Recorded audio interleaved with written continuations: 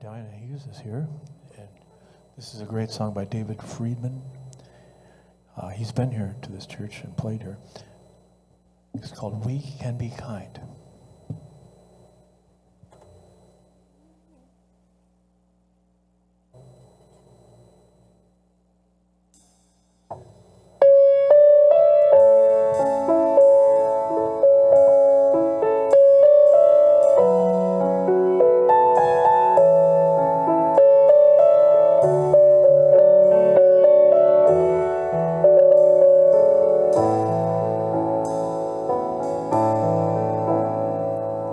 So many things we can't control, so many hurts that happen every day, so many heartaches that pierce the soul, so much pain that won't ever go away. How do we make it better? How do we make it through? What can we do when there's nothing we can do? We can be kind. We can take care of each other. We can remember that deep down inside we all need the same thing. And maybe we'll find, if we are there for each other, that together we'll weather whatever tomorrow may bring.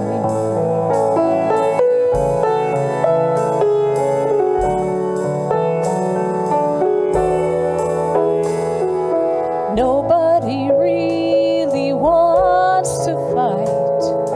Nobody really wants to go to war. If everyone wants to make things right, then what are we always fighting for? Does nobody want to see it? Does nobody understand?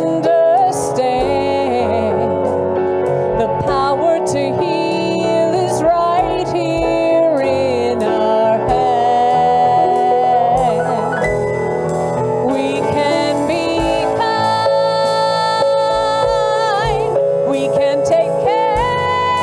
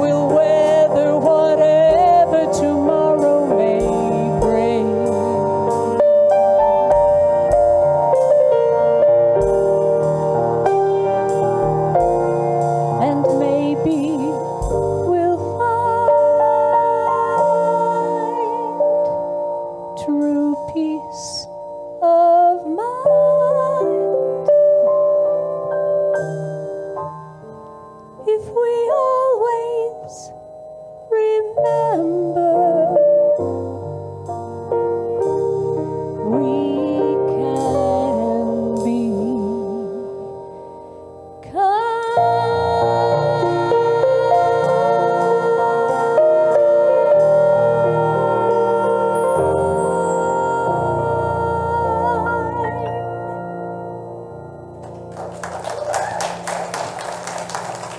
Diana Hughes, thank you, Diana. Good.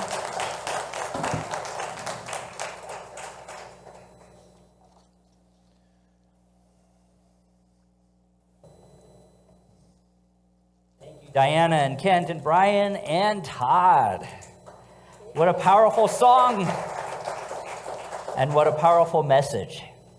And I'd like to say good morning to all of you who are joining us on Facebook Live today, to Leo and Brenda and Andrea and Sonora and Mary. We are so glad you are with us today, and I know there's more of you, but if you don't leave anything in the chat, I can't see your name. So you are anonymous, but we feel your love and your energy, and we are so glad you are with us. And I am glad you all are with you, even though I can't see you right now. I can feel your energy. Isn't that the amazing? There you are. Isn't that the amazing thing about energy? We don't need outer light. Just like our meditation today. There is no darkness that can hide our light.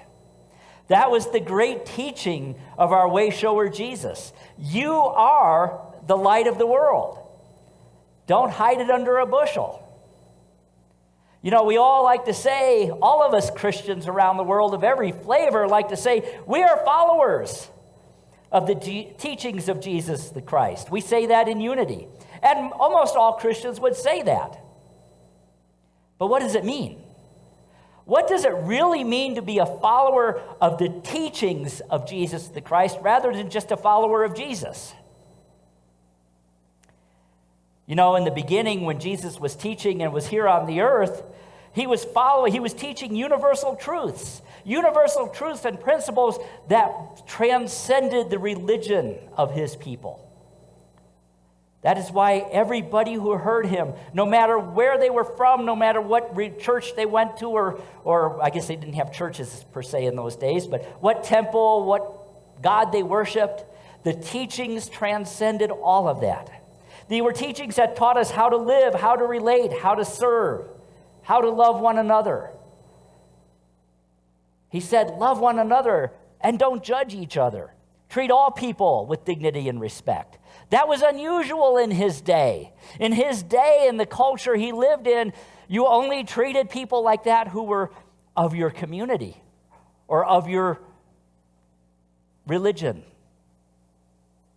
But Jesus says, no, treat everybody with dignity and respect. And he didn't just say it, he modeled it. He treated women as equals to men, highly unusual in those days. He treated children like they were human beings rather than possessions. He never said, suffer the little children to come unto me. That was King James English. What he said was, allow the children in. Allow them to be here. They are people too. He even said, treat outsiders the way you treat your own family. Well, maybe even a little better, sometimes. And he said, even treat the people you call enemies as if they were your brothers and sisters.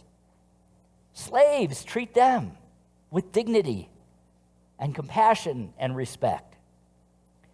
And he taught us how to have life and have it what? Very good. And yet, we look around our world today. And is that always the case? Is that even in our own community? The way it is working out? 2,000 years of these teachings. What happened? What happened?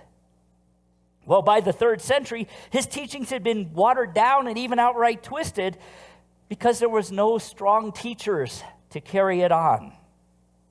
And then, because the people were hungry for something to believe in, those who tried to follow him made a demigod out of him and put him up on a pedestal as a model of something that was unreachable. And some of that was done intentionally. Some of it was just the way it happened. Some of it was because of the chaos going on in the Roman Empire and the world. But somehow, the message was lost. And the church that emerged, though it had many good people, it also had power. And power causes the desire for more power, which then leads to greed and the need for control.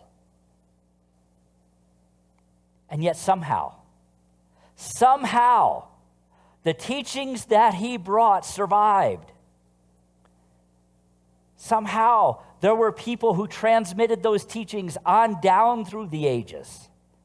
And every now and again, there would be a bubbling up of those teachings, a revival, if you will, of the true teachings of Jesus, the way shower. And then it would kind of fade away again. But the teaching survived. The last real bubbling up that happened was in the late 1800s in this country itself, with the rise of what we call New Thought, which is actually very old thought. I don't know how it got the term New Thought. But there have always been those who strive to not only understand, but to put into practice the real teachings of Jesus. And though sometimes they've been few in numbers, there are powerful figures that have been aware of this through the ages and have written it down and have preserved it and passed it on. So for most people in our world today, Christianity is focused on an outer reliance on one or two or a few powerful figures who tell their followers what to do, where to live, how to live, who to love. And the teachings of Jesus get watered down and sometimes lost. Bishop Spong was aware of this when he wrote, "The church as an external institution clearly craves power and achieves it by keeping its followers in perpetual spiritual immaturity. Childlike, uncritical dependency that expresses itself in guilt-laden obedience is the church's unstated goal. The message of the Christ, who according to the Gospel of John, came that we might have life and came that we might have life and have it abundantly." See, Bishop Spong even said that. Is portrayed theologically in our churches as coming to rescue wretched sinners who are taught that there is no possibility of doing anything right without an outer deity or human being even. And the problem with this truncated message of Jesus is that it makes its followers believe that salvation is necessarily and only available if you feel guilty. Yeah, is that not true? It's not true all the time, but all too often, that is the teaching. And the worst, though, part of it is that it contains no vision for the future, other than the possibility that maybe you'll go to heaven when you die, or not, the other place, hell. And heaven is described almost as a celestial vacation spot that does not invite us into a consciousness of growth. We've grown up with this message that you live 80, 90, 100 years, and that's it. Then you sit on a cloud for the rest of eternity and play the harp. I don't know about you, but that sounds really boring. And what's the point? Yet every great teacher, Jesus, Buddha, Muhammad, every other great teacher humanity has ever known has said, we are created to evolve. We have life everlasting, but it doesn't become a static state. It continues to grow and evolve. But with the message that has been passed on and has become predominantly in religion, no wonder people are abandoning the church. Look around.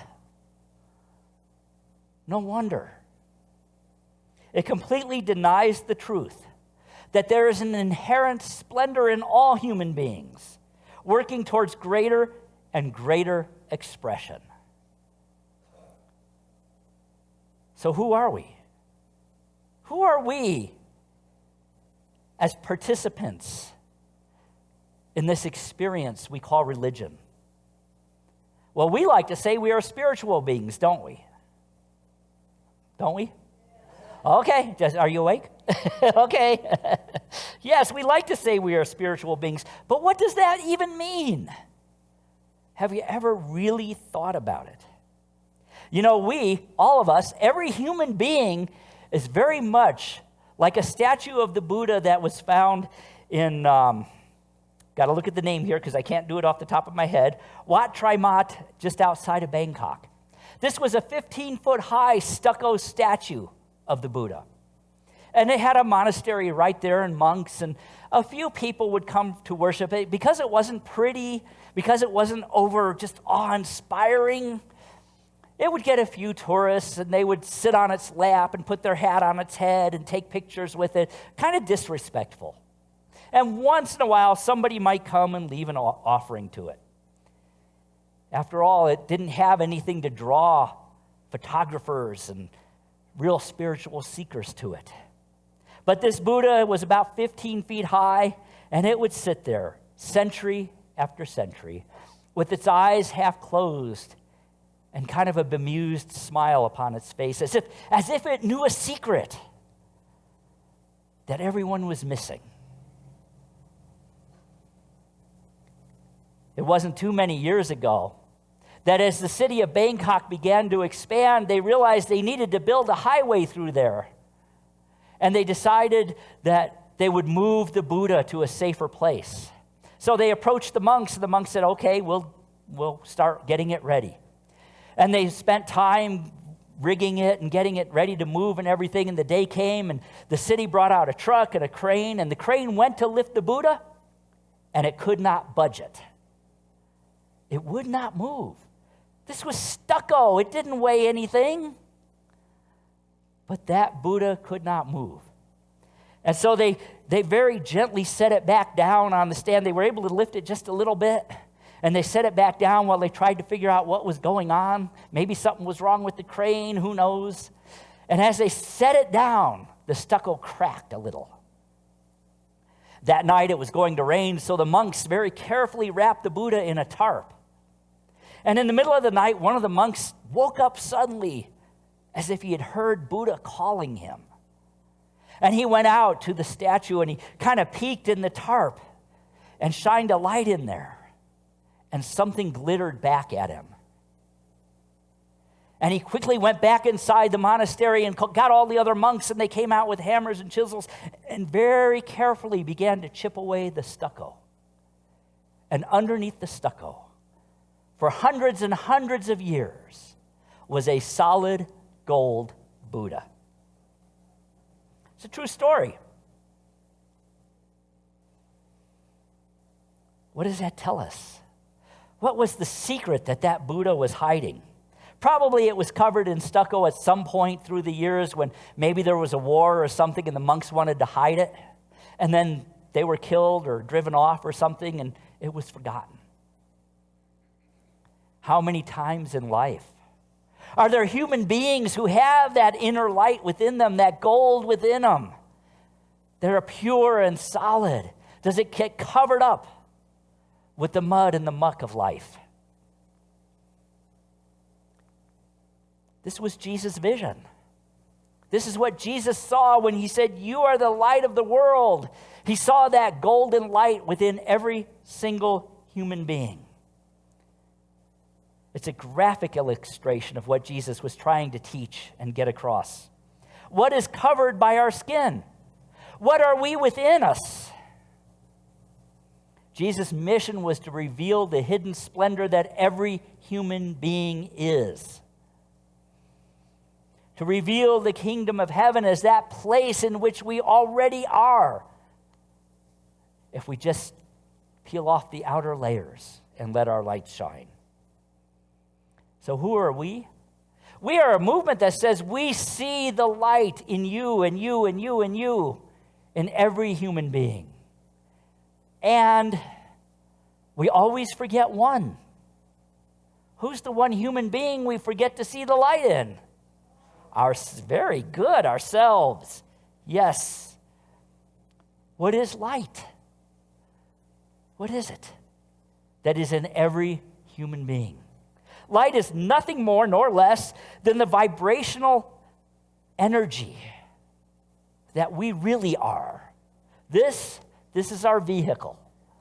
We are a vibrational energy that is an expression of creation itself, that is an expression of God itself. And light manifests as a visible wavelength. When you begin to understand that, we begin to look at these teachings with a new eyes. And we begin to see that everything is about vibration and energy. That's what Nikola Tesla said. Charles Fillmore said this: there is a law not learned in books, but a knowledge that is innate in every soul, that when consciously recognized and set into action, makes itself in its fullness. There is something within us, some energy within us, waiting to be made into fullness. That's what empowered Jesus to stand before the priests and the people and the Pharisees and answer their questions with words like, I have spoken openly to the world. There is nothing I have said that is secret. And that is the truth. People say there were secret teachings. Probably not. He wanted everybody to have this knowledge. And the only reason we say there were secret teachings is because I think sometimes we are afraid to really look at it, because then we would have to live it. And that sometimes can be difficult, can't it?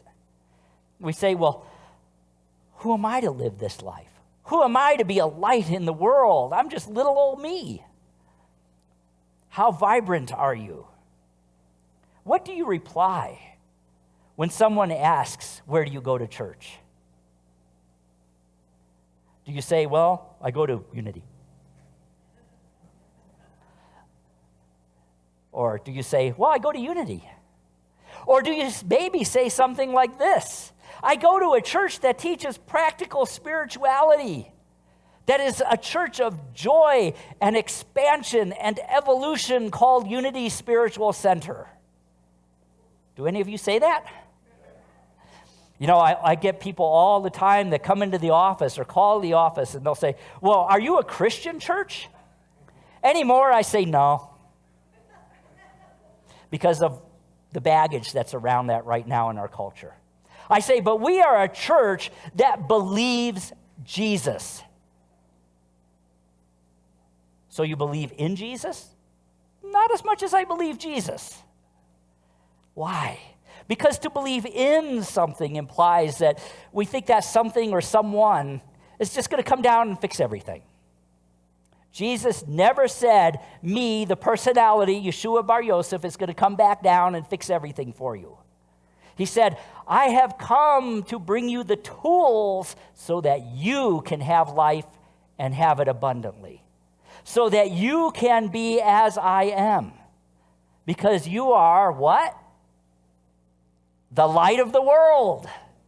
Just as I am the light of the world. You are the salt of the earth. You are all that God is expressing as you. So was he a savior? Of course. Of course. He saved us from what? Humanness. What else? Ourselves. Ignorance. Ignorance. When we put aside those old ideas about creating a God that we put up on a pedestal, and instead we say, this is our teacher, our elder brother, our way shower, and I can be as he was. I can be a force for healing in the world. I can be a force for love in the world. I can be peaceful in the midst of all that is going on around me. Our title today is Jesus Christ for Today. And most people would read that title and say, oh, they're talking about when Jesus comes back. Jesus is back. There and there and there and there and there and there and there. We are all the Christ having returned. So what do we do with that? What do we do with that? How do we be Jesus, or how do we be the Christ in the world today? That's a tough one, because we look at all of the problems we have around us, and we say, well, what can I do? I don't have a lot of money. I don't have a lot of resources. I may be old. I may be too young. I may be this. I may be that.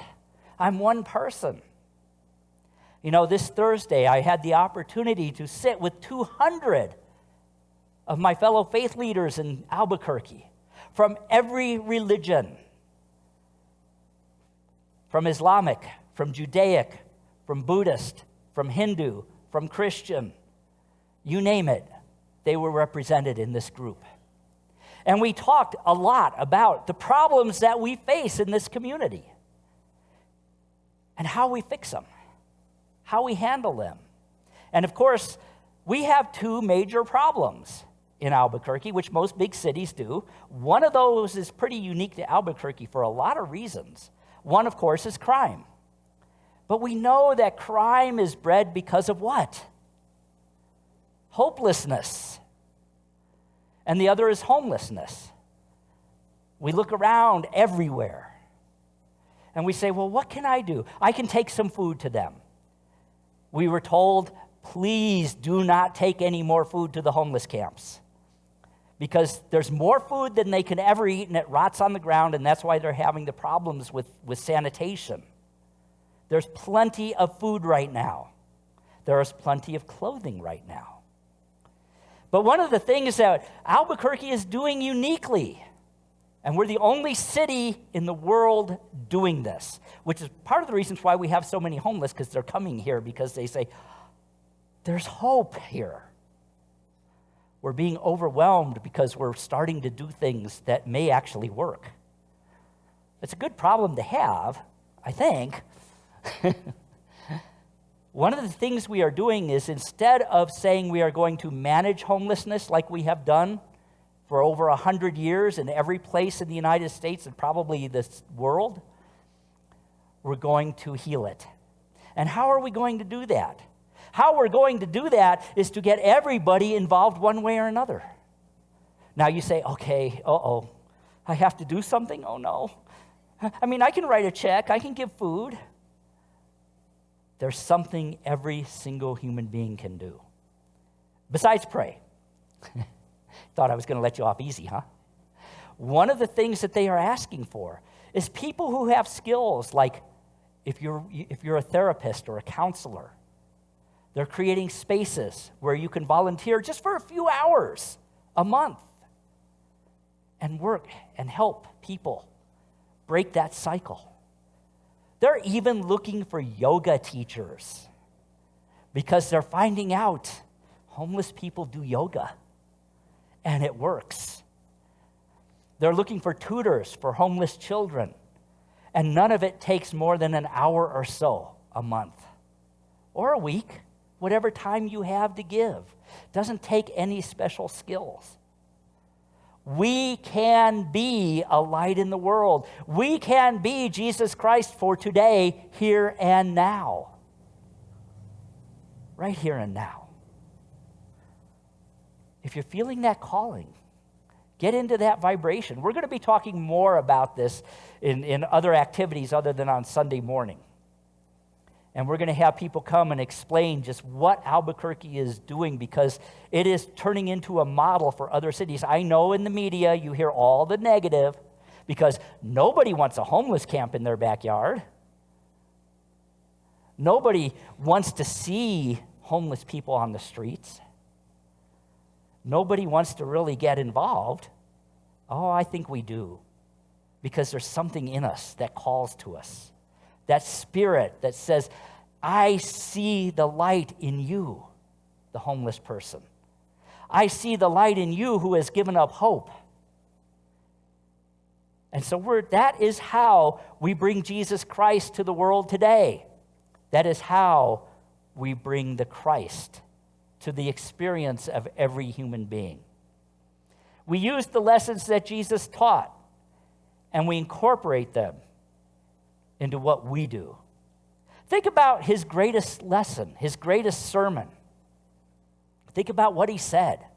Blessed are the poor in spirit, for theirs is the kingdom of heaven. He didn't say, blessed are the poor in spirit who go to my synagogue. He said, blessed are the poor in spirit, period. Blessed are those who mourn, for they shall be comforted. Not blessed are those who mourn of my religion, but blessed are those who mourn of all people. Blessed are the meek, for they shall inherit the earth, all of them. And he went on and on and on, and nowhere in there did he say, blessed are you if you are Jewish, or blessed are you if you are this religion or that religion. The teachings were universal, and they were practical. So our vision for this world that we talk about, that we're co-creating, that works for everyone, was Jesus' vision. It was the same vision. And we have tools and mechanisms to do it. We say we are positive, practical spirituality. This is the practical part. How we put this into action in our world today. How will it work? I don't know. It's never been done before. Will everything we try work? Probably not. But if we don't ever try, what changes? Nothing. We've done the same thing for over 100 years, and the problem just gets bigger and bigger and bigger. And so it's time to be the light in the world. It's time to shine a new light in the world. The light that says, you are worthy. I see the Christ in you. And you are God's beloved child, just the way you are. It won't take any more money than we are spending now. It will just take us letting our light shine. So do not be afraid to let your light shine. And do not be afraid to ask, what is something I can do? Regardless of who you are, what you are experiencing, there is always something, and it's not hard. I see your light. I know you see each other's lights. Let's see the light of all of our citizens and be the Christ in the world for today. Namaste.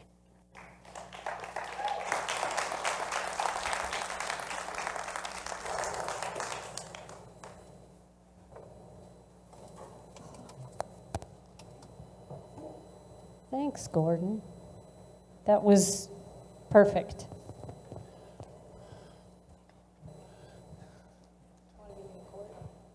Oh, yeah. I'm not going to pick it up.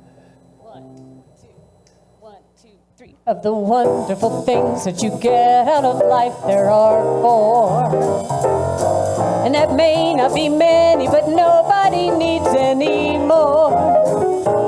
Of the many facts making the list of life, truth takes the lead, and to relax, knowing the gist of life, it's truth you need. And the second is honor, and happiness makes number three. If you put them together, you'll know what the last one must be. Truth, honor, and happiness, and one thing more, meaning only wonderful, wonderful love that'll make it four.